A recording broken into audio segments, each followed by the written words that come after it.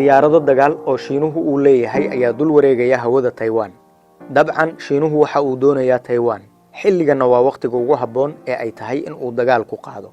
haddaba muxuu yahay mowqifka Mareykanka? ma waxa uu garab istaagi doonaa Taiwan mise Ukraine?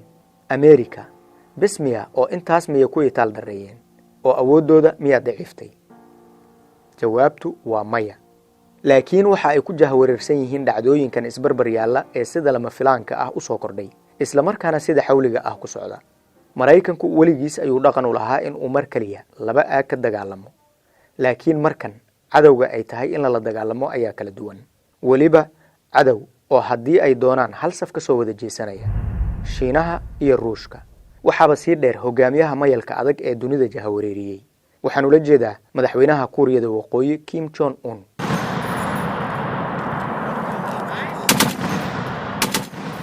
dhacdooyinku waa isdaba joog.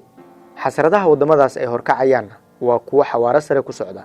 Mareykanka aan ka hadlayno waa kii 1 milyan oo ruux ku dilay Ciraaq, waa kii qumbuladii nukliyeerka la dhacay magaalooyinka Hiroshima iyo Nagasaki ee dalka Japan, kaas oo galaaftay nolosha 400,000 oo Japanese ah. Mareykankii ku habsaday wadamo badan oo Carbeed inta uu madaxdoodii tuuray wuxuu doona ka samaystay. sidaas oo ay tahay, Shiinuhu waxa uu Mareykanku ku qalqaalinayaa dagaal saddexaad oo caalami ah in uu adduunku ka dhaco.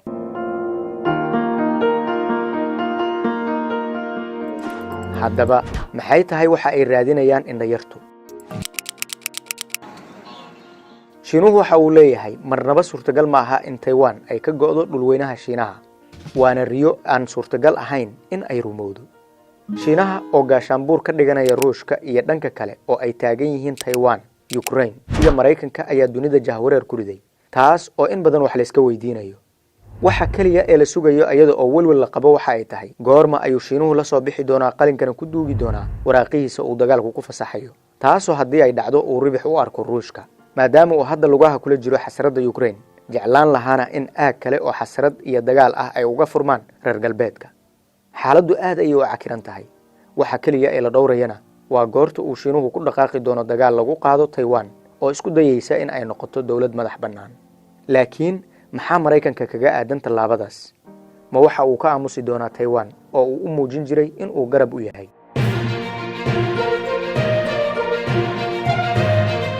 waqti badan ayuu iska aamusnaa madaxweynaha Shiinaha, laakiin markii uu arkay duulaanka uu Ruushku ku qaaday Ukraine, shaxdii waa uu bedelay. sidoo kalena waxaa dhici karta in uu si degdeg ah u bedelo xeeladda ciyaarta, kadibna loo noqdo xeerka duurjoogta, kaas oo ah kan awood leh in uu cuno kan taagta daran.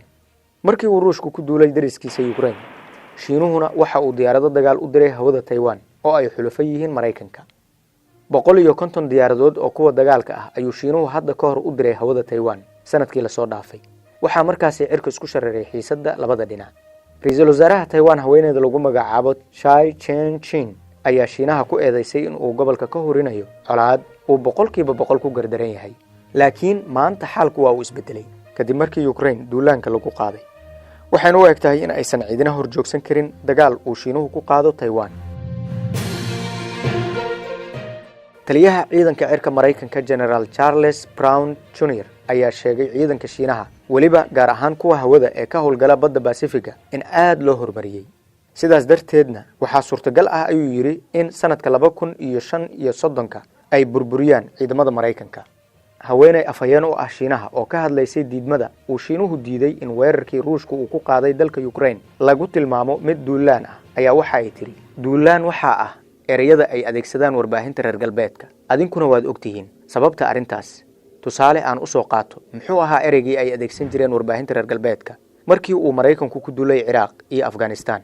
warbaahinta reer galbeedku ma waxa ay adeegsan jireen ereyga ah duulaan, mise waxa ay adeegsan jireen ereyga cadowtooyo si loo tilmaamo nooca uu yahay dagaalkii ay wadamadaasi ku qaadeen ciidanka Mareykanka, kaas oo aan ku fadhinin wax qaanuun aasaasi ah iyo fasax laga haystay qaramada midoobay? bal soo xasuusta maxay adeegsan jireen? duulaankaasi dartiisii waxaa naftooda ku waayay dad badan oo birmageyda ahaa, halka kuwa kale ay ku naafoobeen. marka haddii aan dib ugu laabanno sida uu Mareykanku ula dhaqmay wadamo badan oo duulaanadii uu ku qaaday aanu u haysan wax fasax ah, hadda maxaan u adeegsan karnaa waxa ka socda Ruushka iyo Ukraine? ma duulaan qaawan mise wax kale? afhayeenadu ayada oo si hadlaysa waxa ay tiri, Taiwan waa gobol ka mid ah Shiinaha, mana jirto cid bedeli karta xaqiiqda taariikhdaas. shiinuhu waxa uu si cad u soo hortaagay in la ganaaxo ruushka wuxuuna ka soo qaaday waxa ruushka iyo Ukraine u dhaxeeya arrimo hoose oo labada dhinac un quseeya si la mid ah arrinka Taiwan oo uu shiinuhu u arko mid daakhili ah oo isla shiinaha u taala. shiinuhu waxa uu ku adkaysanayaa cidna in aysan xaq u lahayn in ay faragashato arrimaha gudaha ee dawlad dhexdeeda ka jirta isaga oo ula jeeda arrinta Ukraine iyo ruushka iyo arrinta Taiwan iyo shiinaha. waxaas oo dhan waxa ay imaanayaan iyada oo warbaahinta caalamku ay si weyn u hadalhayaan in maraakiibta dagaalka ee shiinaha ay u dhaqaaqeen xeebaha Taiwan iyada oo sidoo kalena ay diyaaradaha dagaalku ay dul wareegayaan isla hawada Taiwan. tani waxa lagu tilmaami karaa halis weyn oo ka soo ifbaxaysa ruushka iyo shiinaha oo dunidu ay wajahayso. shiinuhu waxa uu leeyahay Taiwan ma ahan wadan ee waa gobol ka tirsan shiinaha. warbaahinta shiinuhu waxa ay sheegaan in hadda ka hor uu dhacay dagaal sokeeye kaas oo keenay in dad badan ay ku barakacaan kooxo fallaaga ahna ka soo ifbaxaan. taas ayaa keentay in kooxihii dagaalamayay midood ay ku dhawaaqdo dal madax bannaan laakiin dhulweynihii shiinaha waa isla sidiisii cid ka go'day oo la aqoonsan yahayna ma jirto. dhacdooyinkaas waxay dhaceen 1949 haddii uusan dagaalkaasi ahliga ahi dhici lahayn ma jiri lahayn wax la yiraahdo dawladda Taiwan. taas waa doodda shiinaha ee la soo marsiiyo warbaahinta shiinaha. dagaalka ka hor Taiwan waxa ay ahayd jasiirad yar oo dawladda shiinaha ka tirsan. markii Taiwan loo aqoonsaday dawlad madax bannaan shiinuhu waxa uu soo tuuray waraaqihiisii ugu horeeyay. haddaba warqadiisa labaad ee dagaal shaacinta ah ma soo saari doonaa ayaa dunidu ay isweydiinaysaa.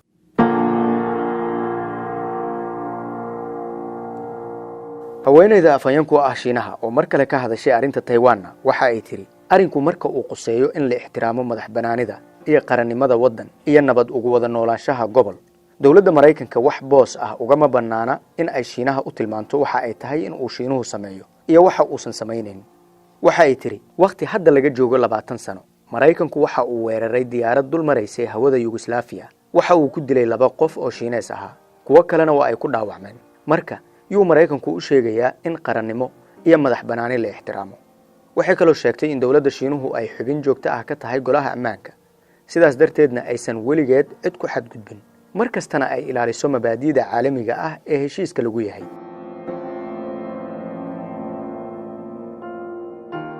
shiinuhu waxa uu isku dayayaa in uu hadda ku dhaqaaqo dib u wareegidda Taiwan iyadoo uu fursad u arko in uu ka faa'iideysto xilligan oo dunidu ay la jahwareersan tahay sidii loo wajihi lahaa xaaladda Ukraine iyo Ruushka. haddaba daawade adiga ahaan sidee ayuu kula tahay in uu xaalku noqon doono maalmaha soo aadan? ma dhici kartaa in Mareykanku uu dagaal kala hortago labada dawladood ee quwadaha waaweyn Ruushka iyo Shiinaha midkood ama labadaba? saameyn noocee ah ayay nagu yeelan kartaa ka Soomaali ahaan? fadlan aragtidaada nagula wadaag qaybta commentiska.